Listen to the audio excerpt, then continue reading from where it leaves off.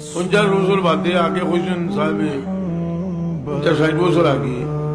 এর বাদে আলিম হলে বুঝলা যে তবলিগ যে কত ডেঞ্জার আছে তবলিগের মানুষের যে আমল করে শকর যে ইতা বাদ নাই আমল তো আমরা করতাম কিন্তু বড় জিনিস হইল যে এরা মানুষের পঙ্গু বানিয়ে আর এগুলি যে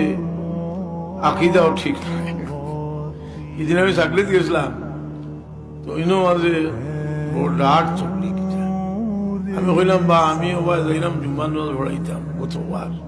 শুনলাম এক আলিমে ওয়াজ করতে আছে চল্লিগের ইস্তেমা হইব দুইটা একটা জানি জানি আপনারা পয়লাটা আর বাজারটা জানি না জানি ও আমি গায়ে জম লইয়া শুনলাম ওয়াজ আর আমি মনে মনে কইলাম রে আজ দেখা যায় দেবন্দি আলিম হলে কথা হইতা সে তো তারা যে হজরত সাহেব কবিলার কাছে কইতো আমরা ঋণী আমরা আগে সতর্ক করলাম খামনা ইয়ারি তার মাত মাত দিবার এমনিও আল্লাহর হুকুম যে বাতিল দিয়ে মিটে যায় কারণ মসজিদ হামাই দিত না খালি গায়েটার মুসকি যখন জানি গিয়ে এমন ওতো উড়ে গেছে ইটা হইয়া গেছে ইটার হুটা হইয়া গেছে এখানে গেছে ইটার আমি একলগে আমি 80 ইংরেজি ফেলা হজো গেছি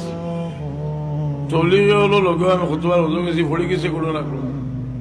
এটা একবার করে হয় মদিনার যাওয়াতে নোয়ার উড়বা লাগি যাই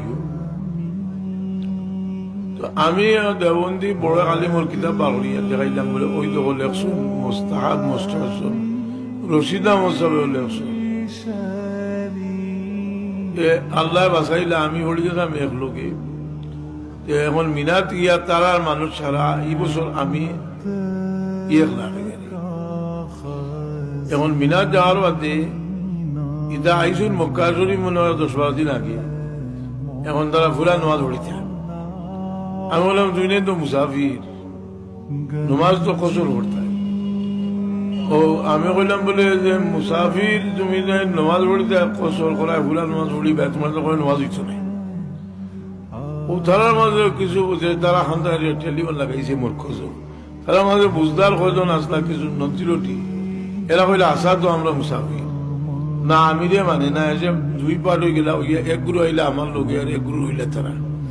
ওই আমি আরো